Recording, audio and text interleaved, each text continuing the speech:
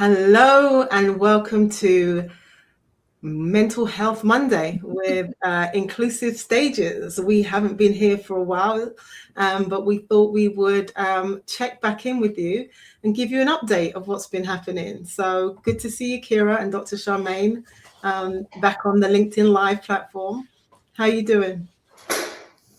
Doing well. It's always a good day when I get to talk to you ladies. We are currently in the middle of a huge blizzard. So it's like a winter wonderland around me right now, but we're inside and warm. And you, Dr. Charmain, what's going on where you Same, it's interesting. I'm excited to get into the conversation. It's like a where are they now conversation, throwback. But yeah, excited. Same, I'm in New England. We have a storm. I have 2 kids at home. One, the school decided we're going to Zoom it in. So the kids were really excited. Actually, well, her generation, they were excited to do that. My older child was like, no, I'm glad my school did not do that.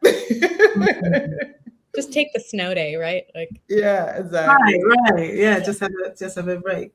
But I want to frame this conversation before we get in. So those of you who have been following us and been joining us in our LinkedIn Lives will know that we are extremely passionate about the arts and making sure that we center our conversations around taking care of the artists and also the people that take care of artists. And 6 months ago, we launched these conversations to tackle one of the real hard truths in the industry, which is burnout, and that not being an individual failure, it being essentially the cost of working in what we know to be sometimes unsafe, unhealthy systems. And so the work we do really was looking at things from a systems change perspective. And that's why it was so exciting for us not to just do the work where we're all based currently in the US, but also take this on the road and take this to London and host this at a theatre that we know is also committed to this work as well. So the work, for those of you who aren't familiar with Inclusive Stages, was really around creating a framework, which Kira will talk to you a little bit about later, to provide a process for creating safe spaces. And with the help of Dr. Charmain, with her clinical background and expertise, was able to look at how do we do that with a trauma-informed lens, and how do we look at baking in some of those well-being practices. And then my experience working in the industry from an operational perspective, but then also with an emotional intelligence lens, was how do we then start to equip people with these skills to navigate these spaces as well. So we felt we had it all together. We felt we had all the pieces. The main thing we just need now is just to take this show on the road and to get the support from people who we know this is an issue and know this is a big problem that we want to address. But then as life happens, we got a reality check. We didn't secure enough support. We didn't have the finances to fund this initiative ourselves. And so we had to just stop and take a break. And then we really had to think about, are we actually solving the right problem? Are we communicating the problem in the best way? And are we solving the right problem? And is there another way we need to think about this? And so today we're going to have a conversation about that in terms of were we trying to, and excuse the management consulting phrase, boil the ocean, when we really should have been focusing on a specific problem instead. And then at the same time, the world was going AI crazy, right? Everybody was talking about AI. Some people were really excited about it, could see the innovation, could see the opportunities, and a number of people weren't, very fearful of it. I think we all are in the mixed bag in terms of, we know there are lots of ethical questions and risks, but we cannot deny that there is an opportunity to leverage this to potentially provide a solution to some of the challenges that we were facing and other people face in the arts as well. So today we're going to share what we've been doing over the last 10 months, essentially, as we started to think about how AI could inform the way that we work slightly differently, how we've had to reflect when we realized that we weren't going to be able to deliver the Inclusive Stages proposition in the way that we wanted to. And then just kind of how we're feeling in terms of what impact that had on us in terms of our mental health and well-being, and the questions we needed to start to ask ourselves as well. So I'm going to hand over to Kira just to start us off in the conversation, because the place we landed was creating this amazing public service announcement, which Kira had taken the lead on. So that was, I know, a labor of love in itself. And there were lots of lessons learned from that. So what happened next, Kira? Yeah, thank you, Zena. And I think it's so important for many reasons that we have this conversation. And just to be honest about the cost, since this is Mental Health Mondays and we have our resident psychologist here. So last year, a large portion of it was dedicated to making this PSA. And we had titled it, "It Doesn't Have to Be This Way."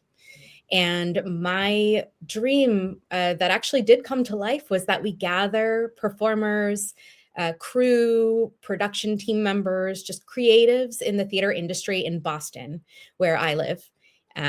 And we kind of share it as a love letter to the world of, we all love theater. We love the art. We love what we do.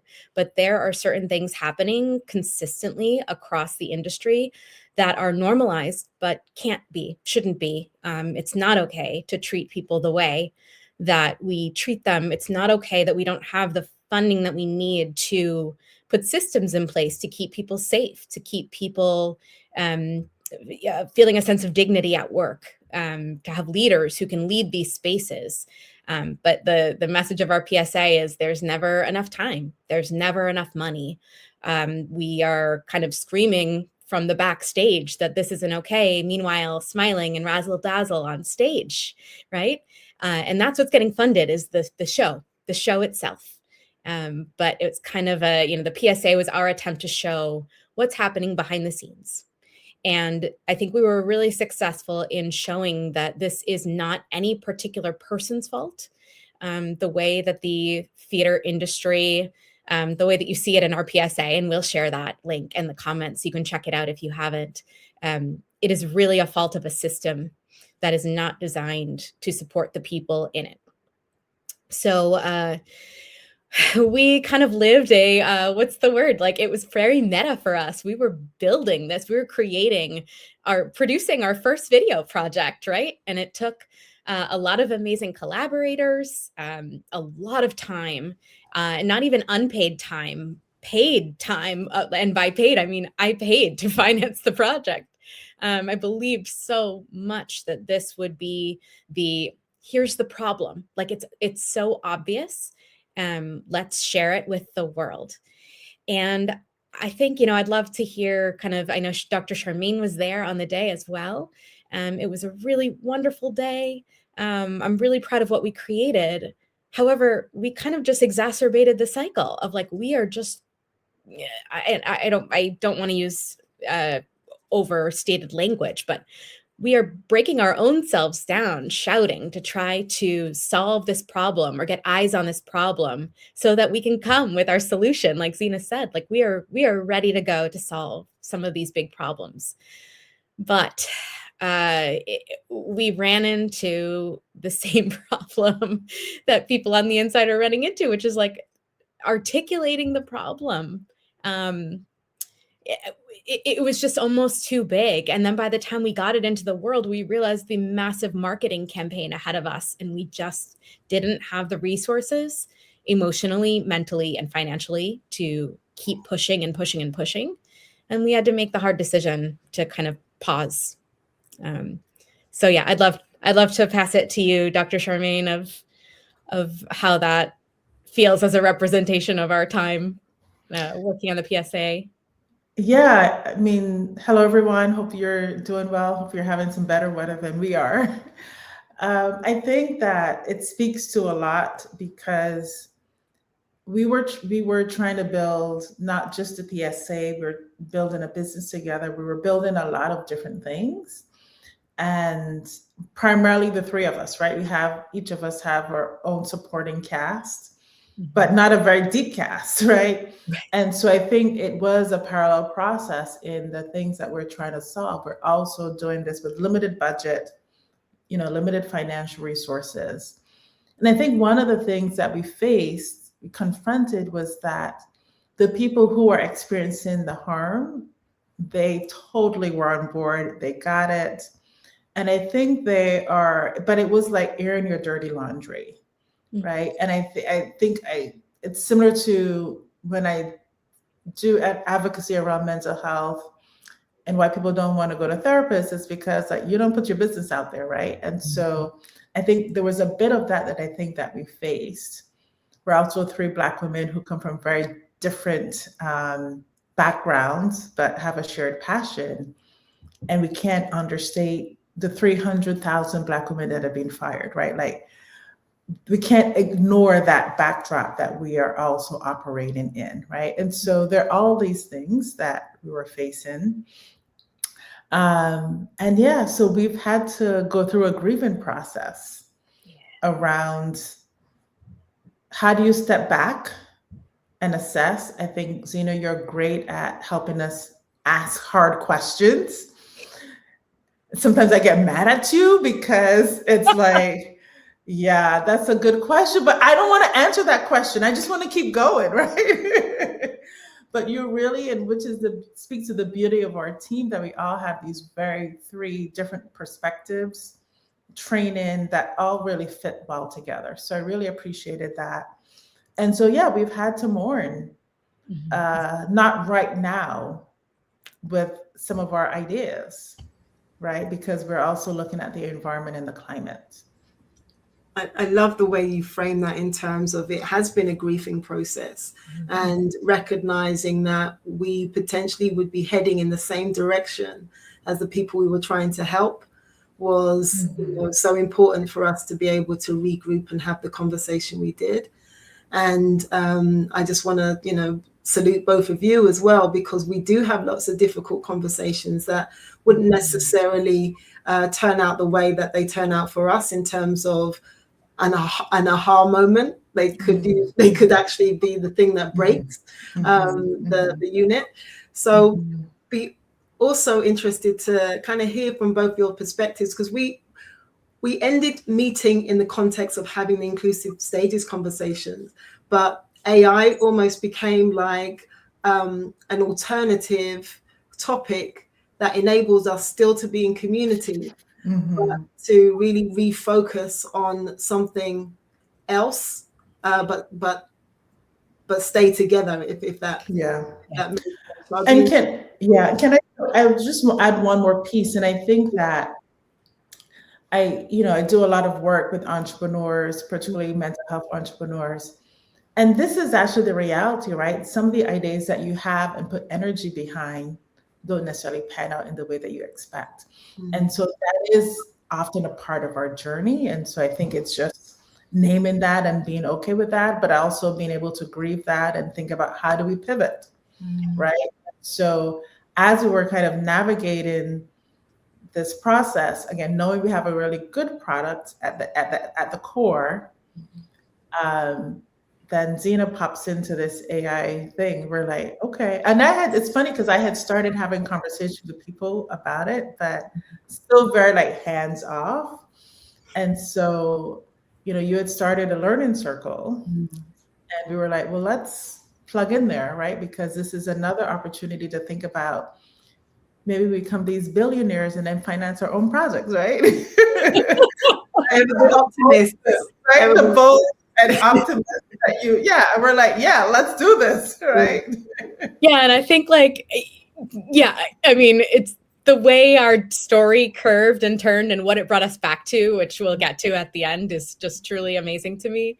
But I think going into the AI learning circles, which we're going to talk about, our frustration was just, if we could fund this program ourselves, we would just do it. We would put every arts leader through our training program, and we know that the industry would be better. We've got the trifecta. I think the grieving was so important, and the idea that we are all entrepreneurs and business owners at the end of the day, even though I would rather, I would love to donate my time and save every theater company I could. But we need to make money so that we can help the way we want to help. And that's, I think all three of us were at that point of understanding that going into these learning circles. Yeah. And I saw a comment that's come up. So thank you, Christopher. Yeah, a pause is an expected feature of the path towards a breakthrough, is it not?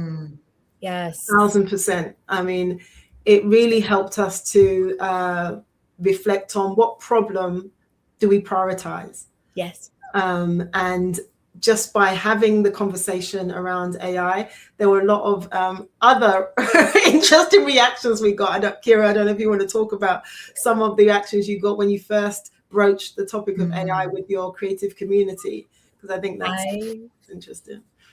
Thank you. Yes, I do. So I'll just say I also came in very curious and scared and not sure. But Art and Soul Consulting was founded on 3 tenets, which we bring everywhere, which is compassion, curiosity, and connection. So I approached the whole thing with the curiosity I do of everything else. And what Zena created was such a beautiful community of Black and Brown people from all around the world, really. Literally. Yes, literally. And we've been meeting for, what'd you say, 8 months now? It's been quite a while, every Friday. Yeah. And the idea, I'll take a personal riff, for example, just being in community with Black and Brown business owners and entrepreneurs. It was like the support community I didn't know I needed. And we talk about AI and we learn a lot, but we frequently just talk about life and business. And I very quickly came to understand that AI is a DEI issue, flat out. And by that, I mean, I believe it's like less than 1% of tech being built right now is Black women led. So I kind of just got this, like, I as a responsible leader, need to learn how, thank you, Kristen. I need to learn more about this so I can lead my community. And that's how I kind of just jumped all in and said, okay, let's see what this is. And then Zena, I want to pass it to you for this because you have such an eloquent answer to this. But here we are, Black women, burned out. We want to help. We want to care. We want to do all this powerful stuff, but we haven't had access to funds. We haven't had access to a way to run our businesses without burning out, just running out of energy. I have young kids. Charmain, you have kids. Zena, you have stepkids. Like we are busy. So can AI open a route for us where we can ethically and sustainably achieve our goals? So, and I think Zena has been answering that question in a really beautiful way. Yeah, and we don't have all the answers. That's, I think, why the group has been so important, to have like so many diverse perspectives and people asking the difficult questions. But what we do know, to your point, Kira, is it's so key to be curious at a time where people are burning out, and they're not just burning out, they're actually dying from stress-related and lifestyle issues. And a lot of people, and it's really personal for me, because a lot of people who have been passionately fighting for championing others, creating platforms for others, they have died, and they've spent their whole life investing their own resources to do this and not necessarily always been supported. And so when I met you, Kira, and saw the work you're doing, and met you, Dr. Charmain, it was more than just about inclusive stages. It was just like, we need support from each other to do this work, because it is so taxing, right? And when AI came about, I would jokingly say to people, for a lot of my career, I was somebody else's artificial intelligence. So I was their human artificial intelligence, I was their assistant or whatever, their brain. And so when I saw artificial intelligence, I was just like, oh my goodness, for people who traditionally haven't had the support or the infrastructure, particularly as entrepreneurs, now you're able to get a clearer pathway to take your idea and your concept much more quickly to fruition. And you can actually fail faster because you can road test these ideas quicker, so you can decide what makes sense and what doesn't. And like you said, we talked about, it's a mixed blessing, and there are, I have mixed feelings about it based on, you do have to think about the ethical impact. So there's many times where I've prompted generative AI and got outputs that were concerning. And then had to like look at ways where I could reframe the prompting, or, you know, recognize the limitations, and then along that journey also make personal value-based decisions about what I'm going to use AI for and what I'm not going to use AI for. But what is true is the less you know about it, the less you can be critical in the way you think about using it. And so you're likely to burn less energy and use it more responsibly if you have some level of literacy. Yeah. So that was really what the reason for it. And I'm really excited that Dr. Charmain was in the circle, because, and I want you, it'd be great to hear a bit about this from you, Dr. Charmain, in terms of the pain of learning new things and the duality of being somebody that wants to embrace this technology, but also sometimes is negatively impacted by this technology as well. Absolutely. And I can come at this from a few different angles. And thank you for all those who are listening. And please drop your comments and questions in the chat there for us to respond to. So I think this became a piece because I had started to play around with AI with another colleague, but I could realize there was a lot of hesitation that I had, and that's part of being in a mental health field where we're definitely trained to be more risk averse and to think about the impact on the client, right? Where is the data going? And so I was literally tipping my toes around it. And then when you invited us into the learning circle, the AI learning circle, it was like, okay, here are some other brilliant people who are figuring out how to navigate this. You know, there are technical founders and leaders, there are non-technical pieces. And so the environment where it was allowed me to be vulnerable and ask questions, but also learn faster. You know, we're building products, 6 months later, we're building products together, right? And flexing in a positive way, but wrestling with it, right? You really challenge us to learn, right? To learn more, and taking that UiPath automation business analyst course. Oh my God, I thought it was going to break my brain. It did break my brain. But it's like, one of the things that I always talk and challenge myself is like, you can do hard things, right? You can do hard things. So it was like pushing through, and I finished the course, right? We had a deadline that we made it. And so it also then inspired me as going through that process. It's like, oh, I want to create a space like this for therapists, because I know they're dealing with very similar things. They're trying to wrestle with it. They're thinking about the ethics. They're thinking about how to do this responsibly. But we don't want to be left behind. And I think, that is something that I feel deeply as a psychologist, right? Our field is just catching up, but this, AI and technology moves so fast. By the time we bring policies in that can help protect not only adults, but also young people, the technology is way ahead. So this was also an opportunity to get in the space. And one of the things that I've talked to clinicians and mental professionals about, in order to advocate, we have to understand it. We have to know, we have to learn, we have to be literate. Because if we just bury our heads in the sand, we're not going to know. And, the thing is going to happen again where we're left behind.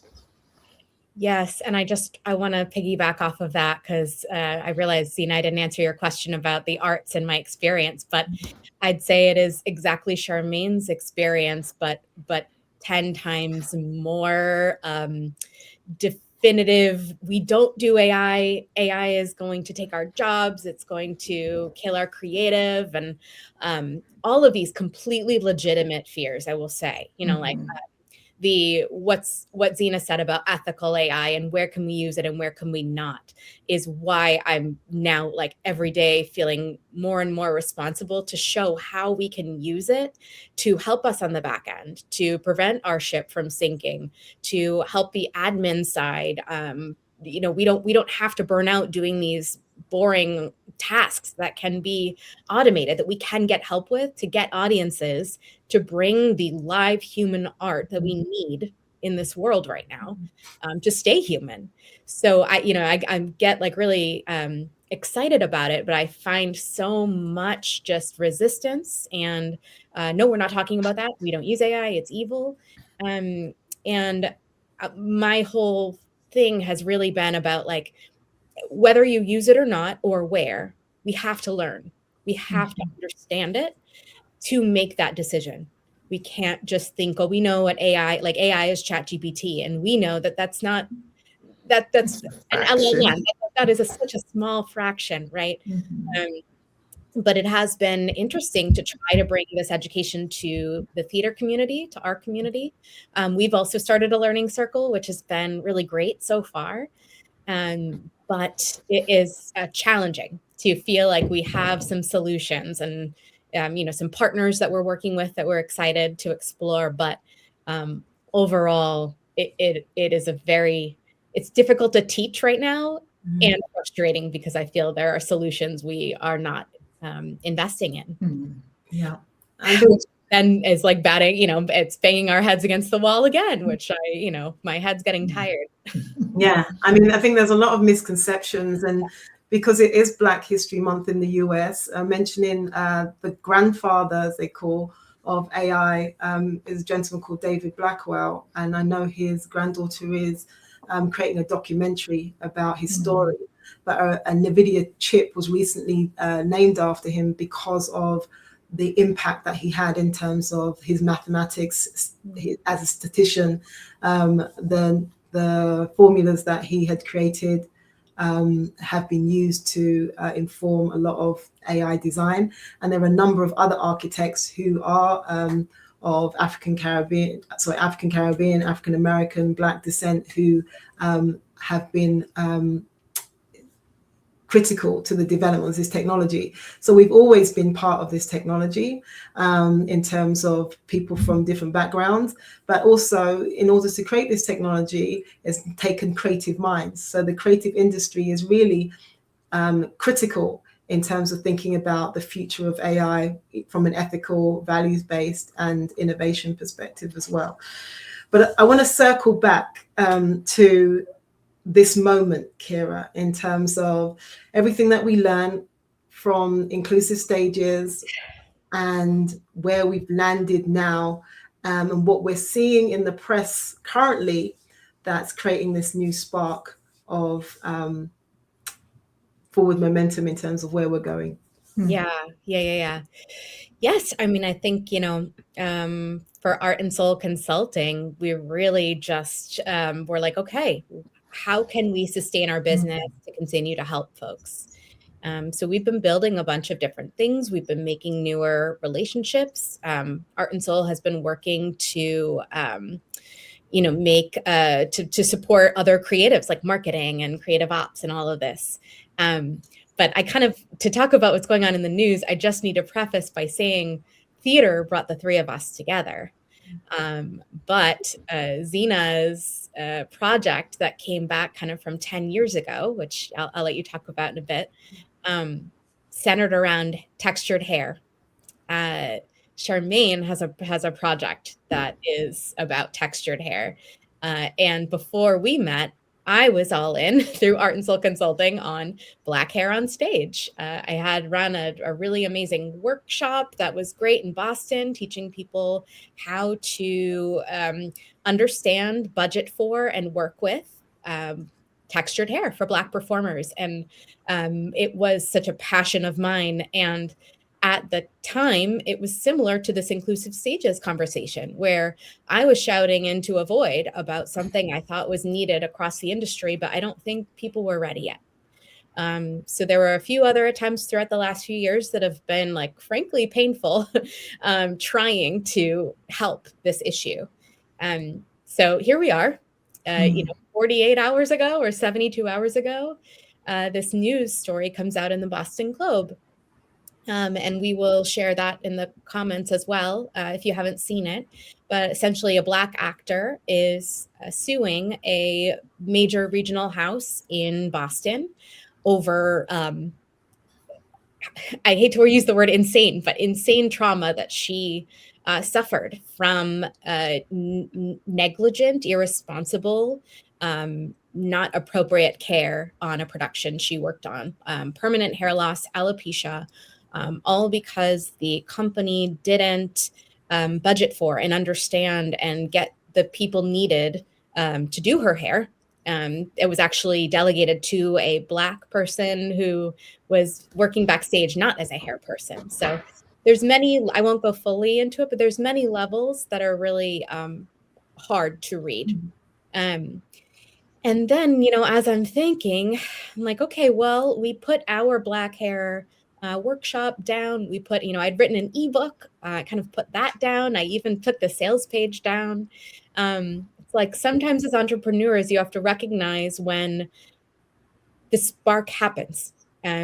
People are now engaging with me on social about this. And then people are like, I thought of you and your work, Kira. And, just talking to my team internally, it's like, okay, well, we already have all the assets. We already have the training. We already have the toolkit.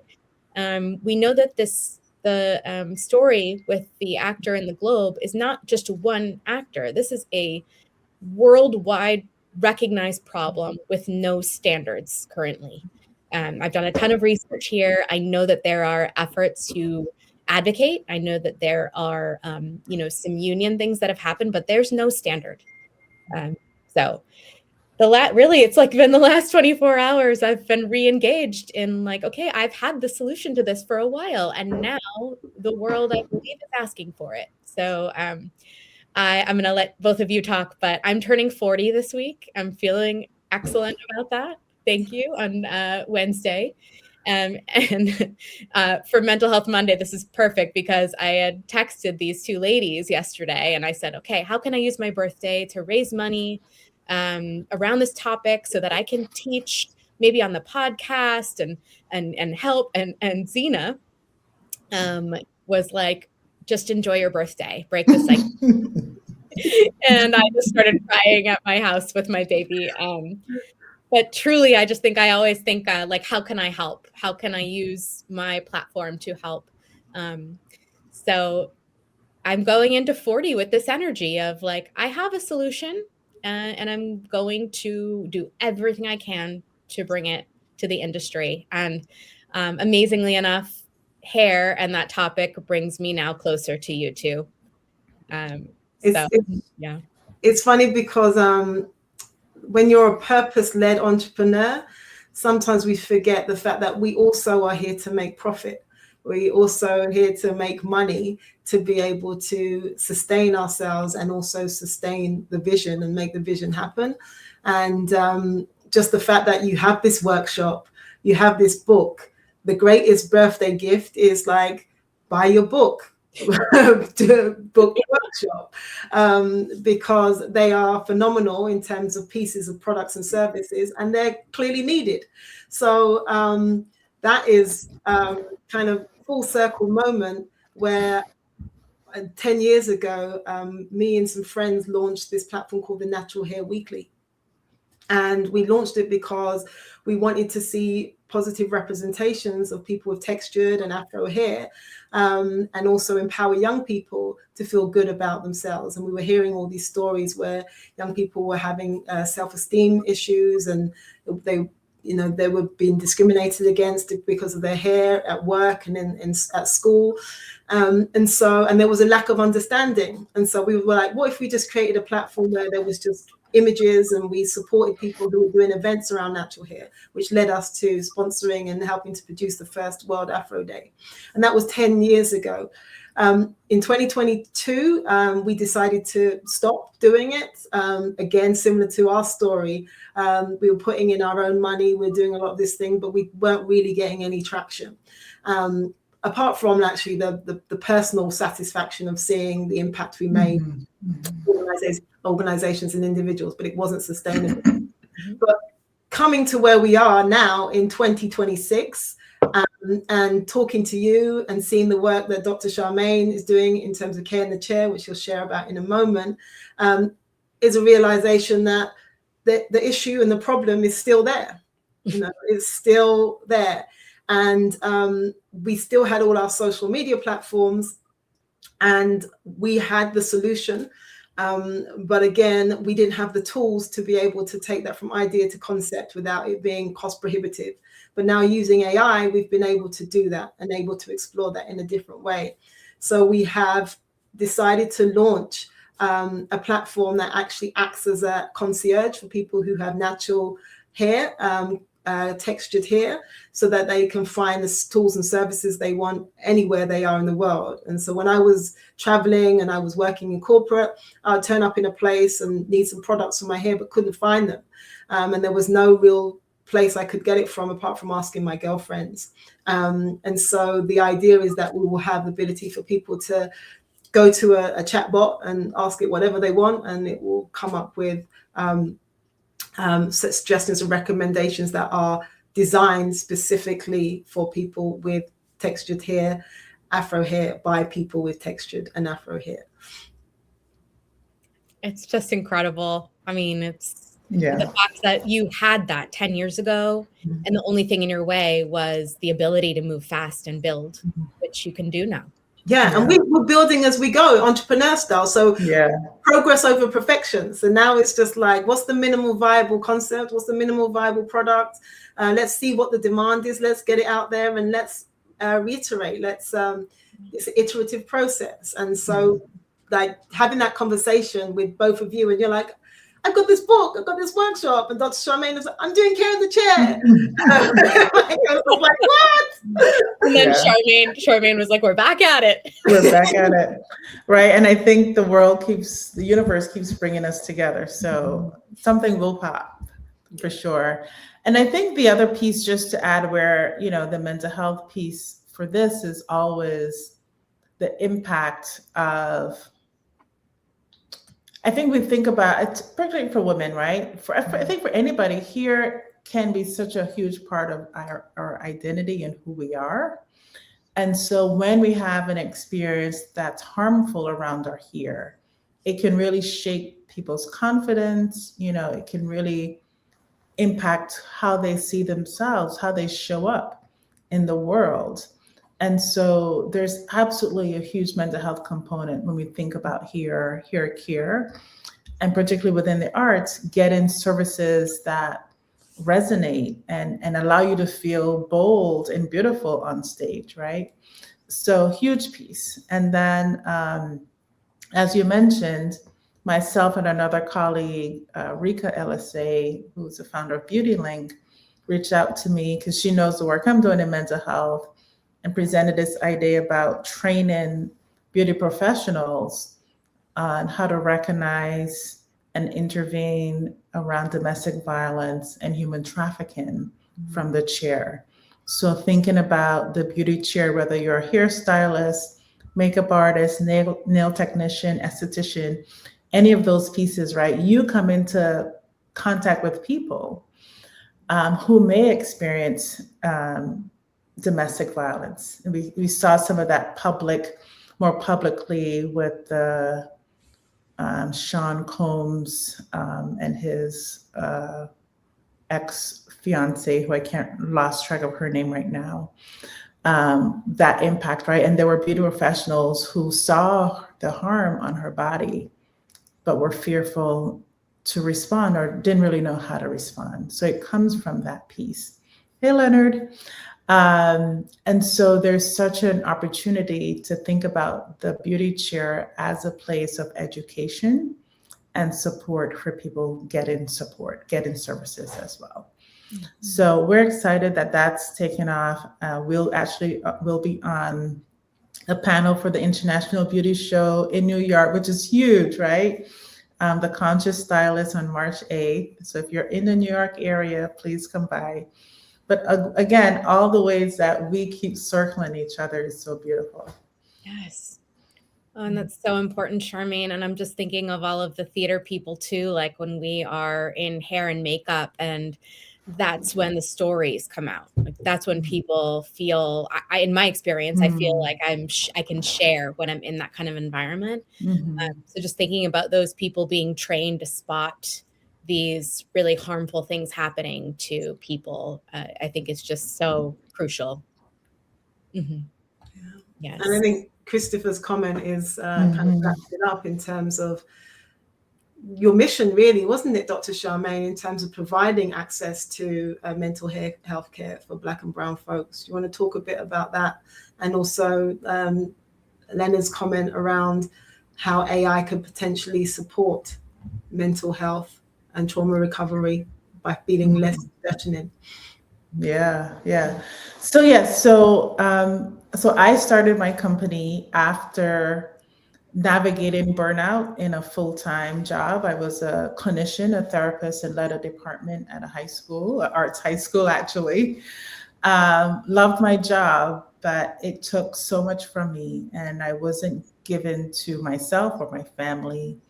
I was not taking time to restore in a sustainable way.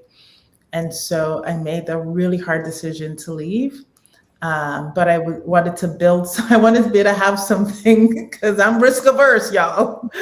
So I needed to have something that I wanted to put my energy into. And so that's how InnoPsych came about. It started out as a therapist of color directory, because I was really passionate about ensuring that people of color have access to good, high quality mental health resources. And this idea started before the pandemic. So I was working on this idea in 2018, 2019, and we launched our product in January 2020.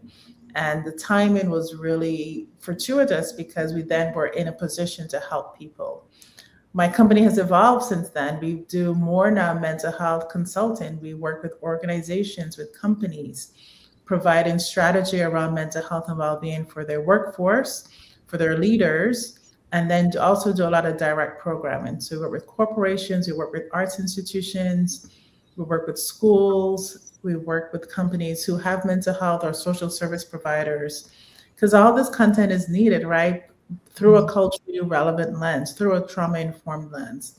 So we've been able to really grow in a way that I could never have imagined. And my goal is to always find those nooks and crannies where we're not talking about mental health and really amplify it. So the spaces that we've been able to work on together have really been important, because they really create that space for mental health to have a bigger platform, to really help people think about, what does mental health mean for me? What is burnout, right? And, so those are just really great places that I've been able to take these conversations. And I think Leonard's question around how does AI impact mental health? And Christopher, I love you. You are active in this chat, man. I love it. Keep those coming. You talked about burnout and AI. Absolutely, because sometimes I have to catch myself, because I can get so locked in that I lose track of time. Because it's in conversation, right? You keep asking another question and it gives you other questions and it asks you more questions, right? And you can get really locked into that. The other thing is that I'm really thinking about, particularly AI mental health, right? People are over-rely on AI for companionship. We're also seeing some questionable policies around AI when it comes to teens. And so if we've learned anything from social media and teen mental health, we have to be mindful about how this technology can impact not only young people, but adults too, right? And so how are we, again, thinking about this ethical and responsible use? We're not outsourcing AI for everything we do, because that will be really harmful, right? But it's very easy to get caught up in that, right? Every day you turn around, there's a new thing that AI can do. And when I say AI, right, there's many things, right? AI means a lot. When we say AI, there's so much behind that. But there's so many new products, there's so much new software that you can continue to learn and grow. But you also have to, I love how you led with your values, Kira, right? What are your values around AI? What are you going to use it for? What are you not going to use it for? We need to have these explicit conversations so that as we are using and navigating these products, we're continuing to ask these questions. One of the things that I've started to do is to lead with my own AI technology statement about recognizing both the good and the bad in technology, in AI, right? Think about the environmental justice issues that are emerging with the use of AI. So it's complicated. But again, we can't just say it's all bad and tune out. We have to still lean in and learn and grow and think about how we can use what we know to advocate for better policies. That's right. And I think that I know that a lot of Art and Soul's work in the next few years, if not more, is to help people have conversations about AI in creative spaces. We've already started that. What we do is help people create a sandbox, of how can we talk about the difficult thing? How can we stop holding our breaths and withholding the truth and using ChatGPT in secret and hoping our boss doesn't know? Or, we have to talk about it. We have to learn about it. We have to talk about it. There's a really amazing article. Actually, I know someone who's watching shared separately, but we talked about in our AI circle about, I think a lot of people, especially in the arts and creatives, don't know how far along it actually is. And I'm really passionate about helping folks to have those conversations so that, especially people from marginalized identities and communities cannot get left behind, right? It's so important. Yeah, one of the phrases that's used in our AI learning circle that was coined by Angela Pitter is human in the lead. And I think that is really some of the values that we are building our conversations of AI around in the circle. A lot of the work I do with emotional intelligence is how do you use the science of emotional intelligence in terms of understanding how to recognize how these AI tools are making you feel, and then using your cognitive abilities to be able to make decisions regardless of the dopamine or the endorphins that the interaction with these tools are creating. So I think we're going to be having more and more conversations about building emotional intelligence skills to be able to navigate and use AI responsibly. And just being completely transparent, one of the things I've had to manage is that you could be, as to your point, you could be creating another form of burnout because you're able to do so many things so much more quickly, and the productivity can become addictive. And so, being mindful about how it's making your body feel so that you can, put yourself in check before it's too late. As they say in hip hop, check yourself before you wreck yourself. Wise words.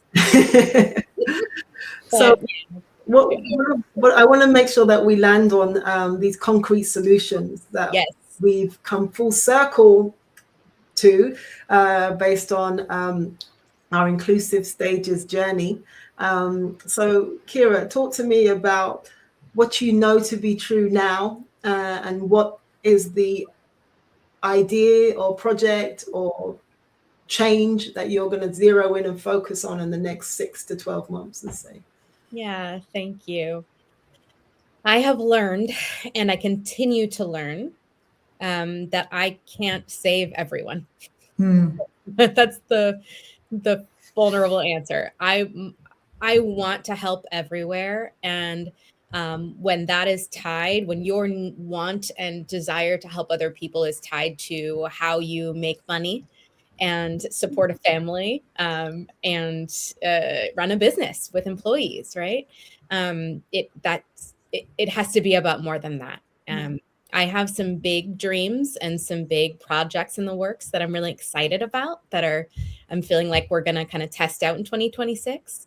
But the last 48 hours have just made it really clear to me to go all in on Black hair on stage and set. And just doing the research around there not being any standardization right now as we speak in the industry, and that screen is further along, but theater is way behind, and the US is very behind, where the UK is a little bit further ahead. I believe and have created a minimum standards version 1. I think as theater and performance spaces, we can at least agree on a minimum standard of care for all actors in terms of hair care. It's just time. It's enough with, this is something that comes up in the news, or it's just people are still doing their hair on their own, Black people, right? No more. We need a plan, and I have one. So I'm going to share in the comments afterward my plan, which is essentially, here is your free minimum standards version 1 that you can adopt. I've put it into one page, and then another page that's a 30-minute adoption checklist. So this is just like out of hearts and minds and concrete what we can do to keep Black actors safe, and bonus, keep production safe as well. It's just time. So what we're going to do is we're going to put together a robust toolkit that people can license. So small organizations can license it at a smaller price per year, and the same thing with large organizations. And going into my 40th birthday with the energy of like, let's do this. I have this solution, and here it is, and I don't see it anywhere else. So and then just how that brings me closer to both of you and your network, Zena, is just an amazing addition. But you're gonna see me go all in here. And again, I'm just gonna continue to follow my values and my heart, and also keep learning as I'm in year 4 of entrepreneurship. And as Dr. Charmain always reminds me, it is a marathon, not a sprint. Yeah. So I'm just going to stay curious, but also move with intention, knowing that I can make a real difference if I kind of zero in on what people are asking for. Love it. Dr. Charmain, what's your concrete solution and focus for the next 6 to 12 months?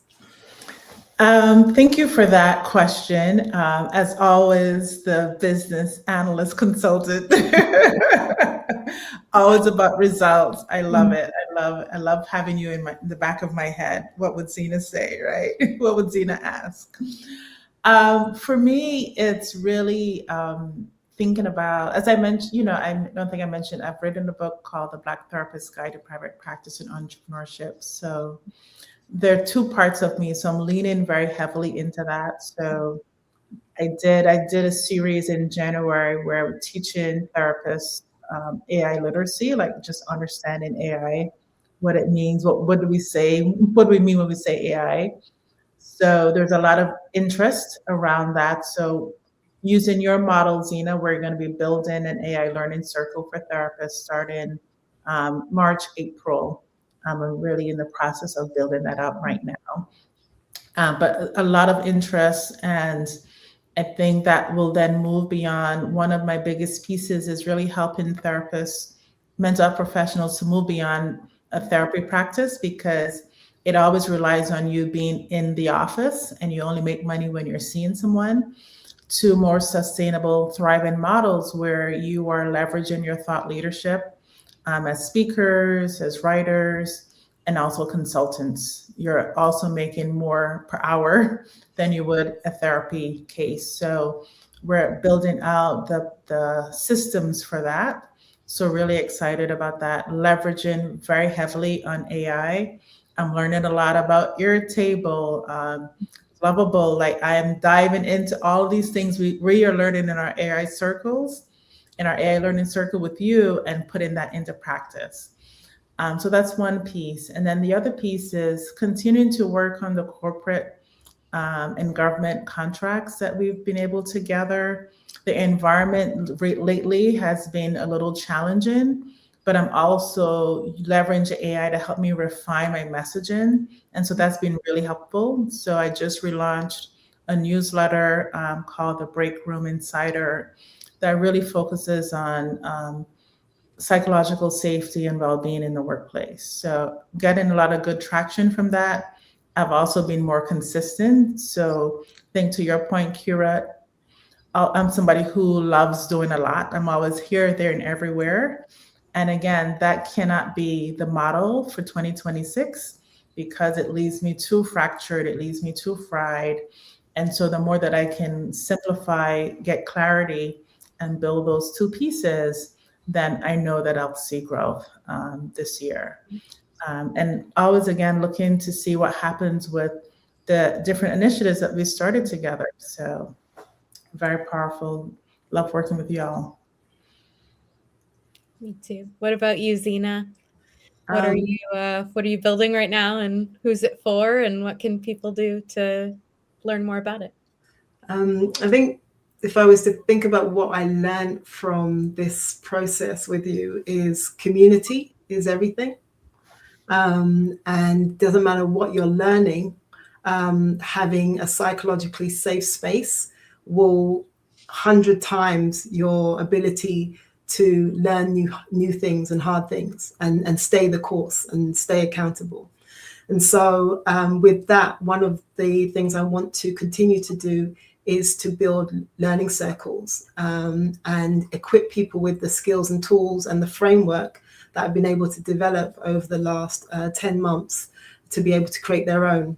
And because what I've seen is it's not just about the AI Learn circles where we are in the world right now, and this makes me quite emotional, so excuse me, is there's so many people that need support in so many ways. And the point you made at the very beginning, Dr. Charmain, is that sometimes people don't feel comfortable being vulnerable in the spaces they are. So if you create a space where you're not just learning something, but you're creating community, then we can have those hard conversations because we're not always going to get it right. And as we're seeing, I mean, it's interesting that we're having this conversation today. And we've seen kind of what's happened during the award season, during the BAFTAs and everything else. And it's just a reminder that there is so much that we don't know, but there's also so much that we do know and that we haven't been able to express and communicate and have conversations that are taken seriously. And that takes a toll. And so my focus this next 6 to 12 months is doing less. That seems to be the theme here. Right? Less is more. Less is more. Doing less. But one of the things I will focus on is like helping people to have the skills to build their own AI circles. And then there are a couple projects, particularly the natural hair weekly one, which we have the collateral from 10 years ago. And it's all about timing, as you said. And we have the timing, the team, the relationships and partnerships to actually turn this into something. So if you are a brand that is committed to, or a product or service that's committed to being safe and ethical, then check out our Natural Hair Weekly Instagram and tag yourself or tag another product. Check out naturalhairweekly.com. We're in the early stages of developing it. And so it's going to evolve into something else. And then if you are a hairstylist who is committed to providing psychologically safe spaces and also safe and ethical practices, then also look out for us and follow us and tag us. So, but where can we find you, Kira, and where can you find Dr. Charmain? And thank you for giving me the space to just have that moment. Can you also talk about the speaking engagement you have coming up? in March? Sure. So I will be speaking on a panel about responsible and ethical AI at the HBCU AI Con in Austin, Texas, at Hudson-Tillotson University. I'll be on a panel with a number of esteemed professionals, and you can check out the website, HBCU AI Con. It's on the 10th and 11th of March. It's during the same time as South by Southwest, so it's going to be quite a great time in Austin. So yeah, thank you for giving me the shout out for that, Dr. Charmain. Yeah, that's amazing. No, thank you, Zena. I'm just like a perfect example of why we need this community and why it really doesn't matter what we're learning, as long as we're learning together. Yeah, so same for me, doing less, but dreaming big, but not everything has to happen in 2026, right? So Art and Soul Consulting is really focused on helping teams identify friction and solve for it with our proven Theater Forged framework. So you can kind of read more about that on LinkedIn if you follow me on LinkedIn. But for the theater community and the entertainment community at large, I'm really going to be building out this Black Hair on Stage and Set. What it's going to be is essentially a production-ready toolkit and training that helps theaters and schools plan textured hair safely. So Black actors are no longer an afterthought. I've created, if you go to artandsoulconsulting.com, you'll see a section for Black Hair on Stage and Set. You can get on the wait list, and as soon as you sign up, you will receive a free PDF that is a minimum standards that we can adopt. So it's language and a checklist that any theater company or school right now can take, adopt, use. I want there to be free resources for folks. But then, of course, if you want the whole toolkit, it will be ready soon. I said, I already have the ebook. I already have the workshop. So I'm going to put it together in a licensable kit that I hope can be helpful to a lot of people around the country and the world. So yeah, stay in touch. Yeah, thank you for sharing that. And it's wonderful to see how your offerings have evolved and are meeting a need that's, as Zena said, this, she was working on something similar over 10 years ago, right? So clearly the need is not going away. In terms of my work, so we are on InnoPsych. Definitely connect with me on LinkedIn at Dr. Charmain Jackman. Follow us, InnoPsych, on LinkedIn and Instagram. Again, our work focuses on helping organizations be really strategic when it comes to well-being. And so we've moved away from doing the one-off workshops to really help people think deeply about their strategy that can actually make measurable gains for their workforce. So that's where we're at. And as well, also for therapists, you know where to find me, InnoPsych as well. Yes. Well, thank you for joining us in this conversation, and always a pleasure. So now you know the story. You got the whole inside story. This is what happened next. This is where we are. And so we may not be having another Inclusive Stages Mental Health Monday, but you will see from us in another form on this platform. So thanks for joining us, and enjoy the rest of your day. Yes, thank you, everyone. Thank you. Thanks for joining.